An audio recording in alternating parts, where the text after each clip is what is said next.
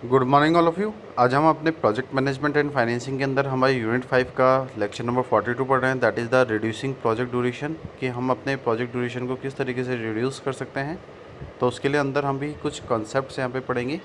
तो अगर हम देखें तो इसके अंदर जो हम कॉन्सेप्ट्स पढ़ने वाले हैं that is assumption log, sensitivity analysis, EMV analysis जिसको हम एक्सपेक्टेड मॉनेटरी वैल्यू एनालिसिस भी कहते हैं।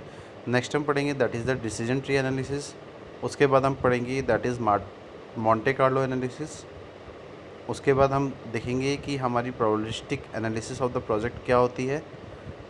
उसके बाद नेक्स्ट पॉइंट के अंदर हम देखेंगे कि probability of achieving cost and time objective, कि हम अपने कॉस्ट और टाइम ऑब्जेक्टिव्स को अचीव करने के लिए किस तरीके की प्रोबेबिलिटी का यूज़ करते हैं। नेक्स्ट है हमारी कि किसी भी एक पर्टेज लिस्ट को एक क्वांटिफाइड रिस्क से कंपेयर करने के लिए हमें किस चीज़ से चीज़ों को देखना होगा, किस तरीके से हम चीज़ों को आइडेंटिफाई करेंगे। और लास्ट में हम कुछ ट्रेंड्स पढ़ेंगे हमारे एनालिसिस रिजल्ट के, जो कि एक इटरेटिव प्रोसेस होता है किसी भी पर्टिकुलर रिस्क के बेसिस पे। तो ये आज का हमारा टॉपिक रहेगा, जिसके अंदर हम उन मेथड्स को पढ़ेंगे जो कि हमें हेल्प करते हैं हमारे प्रोजेक्ट ड्यूरेशन को रिड्यूस करने में। तो सबसे पहले हम पढ़ रहे हैं यहाँ पे that is the assumption log.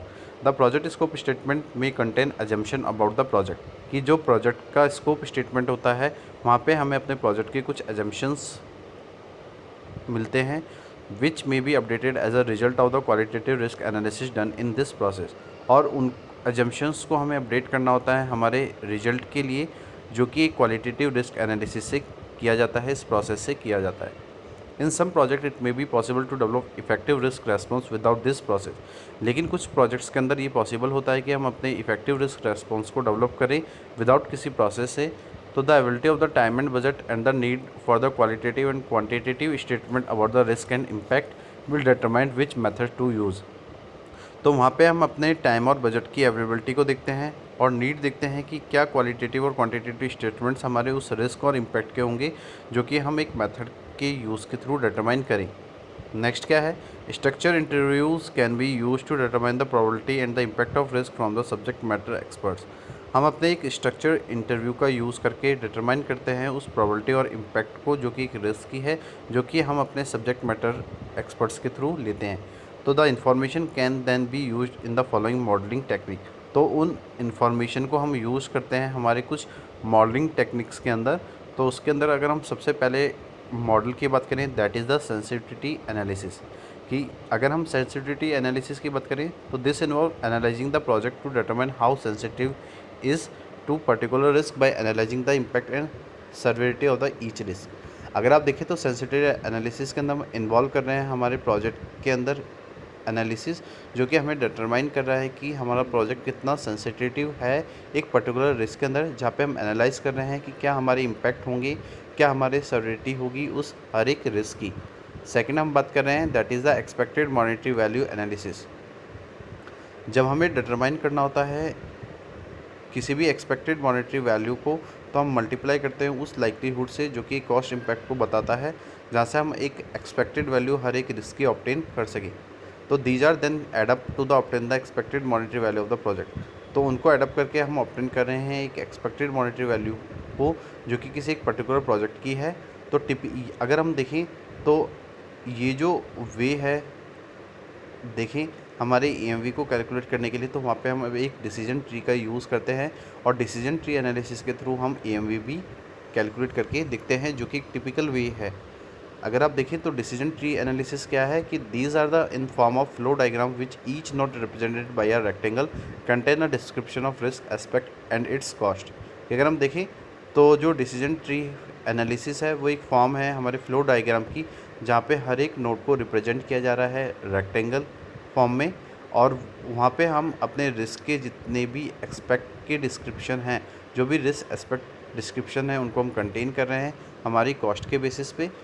और अगर हम देखें तो ये जो रेक्टेंगल्स हम शो कर रहे हैं हमारे डिसीजन ट्री एनालिसिस के अंदर, तो उसको हम लिंक कर रहे हैं एक दूसरे से, जो कि एक एरो के थ्रू किया जा रहा है, और हम लीड कर रहे हैं उसको अनदर बॉक्स से, जो कि रिप्रेजेंट कर रहा है एक परसेंटेज प्रोबेबिलिटी को।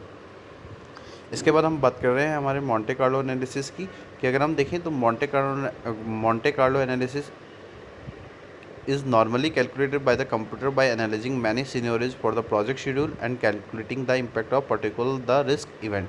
कि अगर हम देखें तो मोंटे कार्लो एनालिसिस को हम नॉर्मली कैलकुलेट कर रहे हैं कंप्यूटर से, जहाँ पे हम एनालाइज कर रहे हैं उस प्रोजेक्ट के मैनी सिनेरियोज़ को उसके प्रोजेक्ट शेड्यूल के बेसिस पे, और साथ साथ कैलकुलेट कर रहे हैं कि हमारे उस पर्टिकुलर रिस्क इवेंट का क्या इम्पैक्ट रहा है। It is useful in identifying risk and the effect that they have on the project schedule. The risk register is further updated to include a quantitative risk report detailing quantitative approaches, output and recommendation. अगर हम देखें तो ये हमें help कर रही है कि हम अपनी आइडेंटिफाइंग रिस्क को देखें, रिस्क को आइडेंटिफाई करें और उन इफ़ेक्ट्स को देखें जो कि हमारे एक प्रोजेक्ट शेड्यूल को हो रही है। साथ साथ हम अपने रिस्क रजिस्टर के अंदर भी फर्दर अपडेशन कर रहे हैं, जहाँ पे हम इंक्लूड कर रहे हैं क्वांटिटेटिव रिस्क रिपोर्ट को, जो कि एक डिटेल बता रही है हमारे क्वांटिटेटिव अप्रोचेज़ के बारे में, हमारे आउटपुट्स के बारे में और हमारी रिकमेंडेशन के बारे में, और उन सब चीज़ों को हम अपने रिस्क रजिस्टर के अंदर अपडेट करते हैं। अगर हम देखें तो हम किन चीज़ों को अपडेट कर रहे हैं, तो उसमें सबसे पहली चीज़ आती है that is probabilistic analysis of the project. तो अगर हम इसकी बात करें तो estimate are made of the potential project schedule and cost outcome, listing the possible completion of date and cost with their associated confidence level. यहाँ पे हम एस्टिमेट कर रहे हैं उन पोटेंशियल प्रोजेक्ट शेड्यूल को और कॉस्ट को जो कि हमारी उन लिस्टिंग से आउटकम आ रहे हैं। साथ साथ हम पॉसिबल कंप्लीशन डेट के अंदर और कॉस्ट को एसोसिएट कर रहे हैं हमारी कॉन्फिडेंस लेवल से।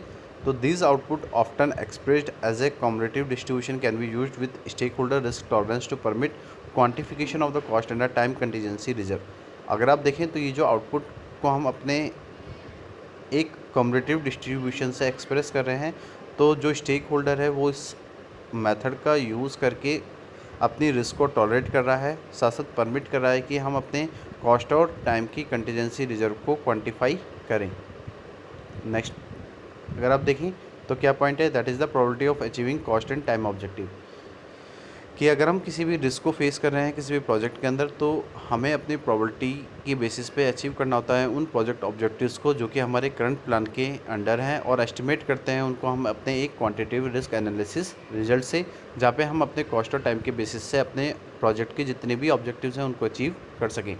नेक्स्ट पॉइंट क्या है, that is the prioritised risk of quantified risk. The list of the risk includes those that pose the greatest threat और the present greatest opportunity of the project. कि अगर हम अपने list of risk के अंदर include कर रहे हैं कि क्या हमारे ग्रेटेस्ट थ्रेट हैं, क्या हमारी ग्रेटेस्ट अपॉर्चुनिटी है प्रेजेंट में हमारे किसी भी एक प्रोजेक्ट के अंदर, तो these include the risk that may have the greatest effect on the cost contingency and those that are more likely to influence the critical path.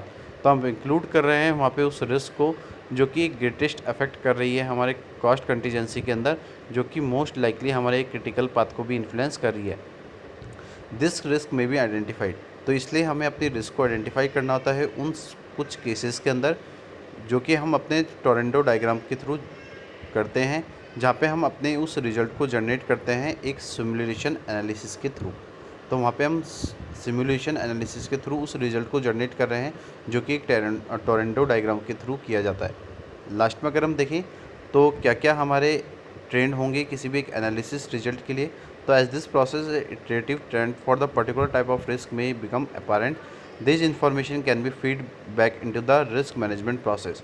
कि अगर हम देखें तो इस प्रोसेस के अंदर हम अपने एक इटरेटिव प्रोसेस के थ्रू हम अपने पर्टिकुलर टाइप ऑफ रिस्क के उस ट्रेंड को कर रहे हैं जो कि एक अपेरेंट है, और जो भी इन्फॉर्मेशन हमें अपने इस रिजल्ट के बेसिस पे फाइंड आउट हो रही है, तो रिस्क मैनेजमेंट प्रोसेस के अंदर हम अपने उन फीडबैक्स को देख रहे हैं जिसको हम कुछ पॉइंट्स के थ्रू इम्प्लीमेंट कर सकते हैं। अगर यहाँ पे देखिए तो फर्स्ट पॉइंट क्या है कि risk analysis use the probability and impact matrix to rank and prioritise risk and these information placed back on the risk register.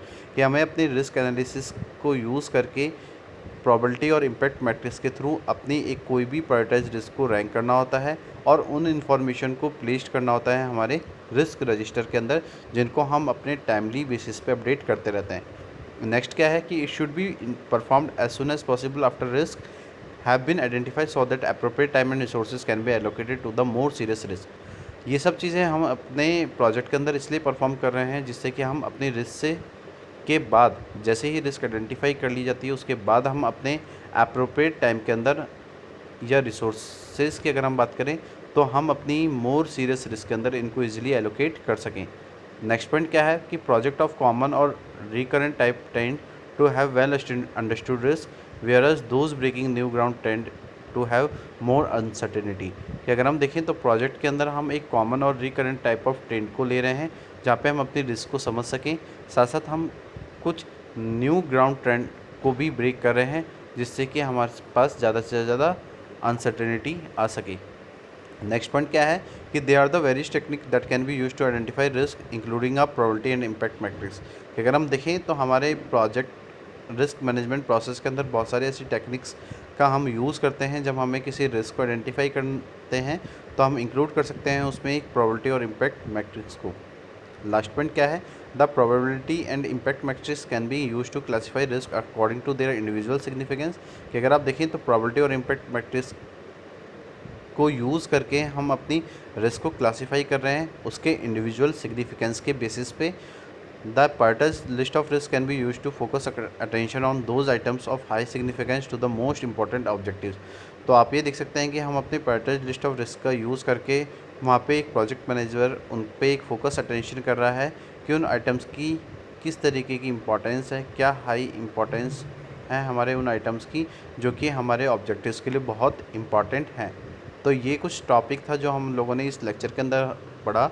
तो इन टेक्निक्स के थ्रू आप देख सकते हैं कि किस तरीके से हम रिस्क को एसेस करते हैं, आइडेंटिफाई करते हैं और उसके बेसिस पे हम उनको क्या करते हैं, कैरेक्टराइज करते हैं, क्लासीफाई करते हैं उनके इंडिविजुअल इंपॉर्टेंस के बेसिस पे, जिससे कि हमें पता चले कि हमारे ऑब्जेक्टिव्स के लिए कौन सी रिस्क को हमें इंकर करना है और कौन सी रिस्क ऐसी हैं जिनको हमें अपने प्रोजेक्ट के अंदर अवॉइड करना है और उन पर टाइमली हम एक्शन ले सकें।